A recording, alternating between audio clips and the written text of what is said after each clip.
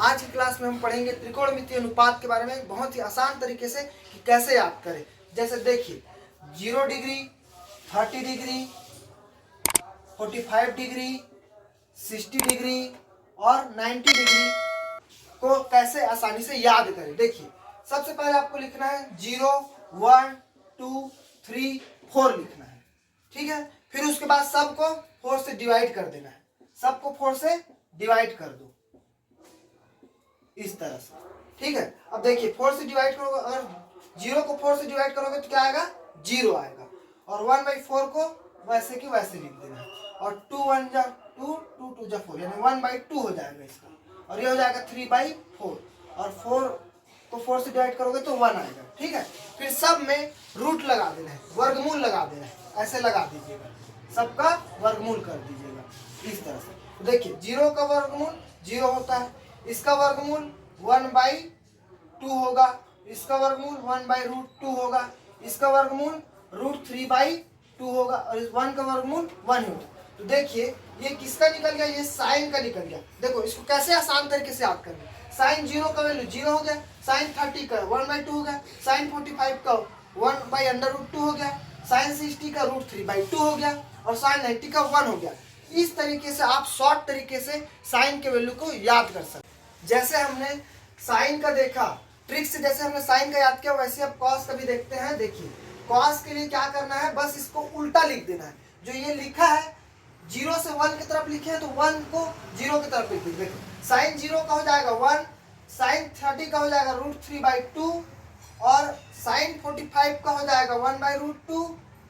और उसके बाद लिखना है 1/2 को लिखना है, फिर उसके बाद 0 को लिखना है। ये देखिए ये cos 0 का 1 हो गया, cos 30 का √3/2 हो गया, cos 45 का 1/√2 हो गया, cos 60 का 1/2 हो गया, cos 90 का 0। जस्ट साइन का उल्टा कर देना, ऐसे लिखे हैं उसको ऐसे लिख देना 1 से 0 तक। अब जैसे 10 का याद करना है, 10 का भी याद करना बहुत ईजी है। देखिए आप बस ट्रिक को सुनते जाइए, बाकी सब याद हो जाएगा। देखिए अब क्या करना है, साइन और cos को भाग दे देना है, डिवाइड कर देना है। साइन और cos को भाग, 0 को 1 से भाग दोगे तो क्या आएगा, 0 ही आएगा। और देखो इन दोनों को भाग दोगे तो ये नीचे का 2, ये नीचे का 2, 2 कर जाएगा, ऊपर क्या बचेगा 1 बचेगा, नीचे √3 बचेगा। वैसे इन दोनों को भाग दोगे 1/2 करनी 2 1/2 करनी 2 को भाग दोगे तो 1 आएगा। दोनों को भाग देना है बस, तो 1 आ जाएगा, ठीक है। अब इन दोनों को जैसे भाग देंगे तो ये 2 और ये 2 कट जाएगा, तो करनी 3 बच जाएगा। और 1 को अगर 0 से भाग देते हैं तो अनंत आता है, उसको इन्फिनाइट बोलते हैं। अनंत को इस तरह से दर्शाते हैं, ठीक है।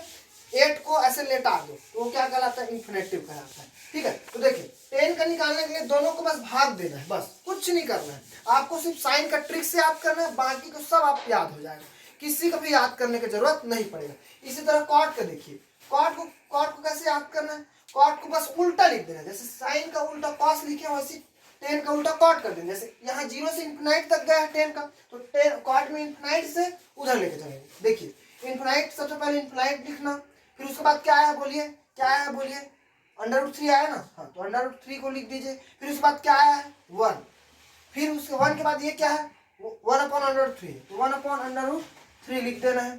फिर उसके बाद 0 है तो यहाँ 0 आ जाएगा, ठीक है।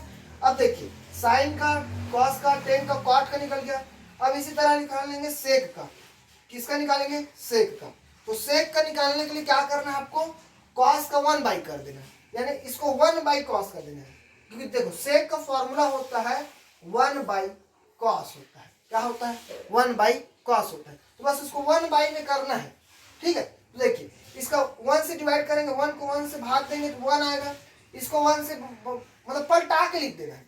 क्या करना है आपको, उसको पलटा के लिख देना है, बस कुछ नहीं करना है। देखो ये करनी 3/2 है ना, तो उसको पलटा के लिख दो तो क्या हो जाएगा 2/3 हो जाएगा, ठीक है। अब इसको पलटा के लिखिए तो ये हो जाएगा करनी 2 हो जाएगा, और इसको पलटा के लिखोगे तो 2/1 हो जाएगा, ठीक है।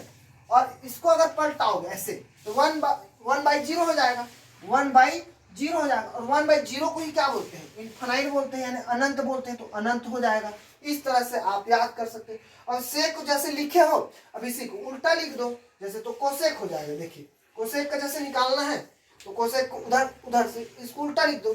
देखो पहले क्या है बोलिए, इन्फिनाइट, तो उधर उसको इधर लिख देना है, उसके बाद क्या आया, 2 आया, तो 2 को यहाँ लिख दो। फिर 2 के बाद क्या आया, बोलिए बोलिए सबके सब, कर्णी 2 आया, तो कर्णी 2 को लिख देना। फिर कर्णी 2 के बाद क्या आया है, 2/कर्णी 3 आया, तो 2/कर्णी 3 लिख देना। ठीक है, फिर उसके बाद क्या है, लास्ट में 1 आया। तो इस तरह से आप सबको याद कर सकते हो बहुत ही आसान और सरल तरीके से। इसी तरह का और वीडियो अगर आप चाहिए तो आप मेरे वीडियो को, चैनल को देखते रहिए और सब्सक्राइब कीजिए। Thank you.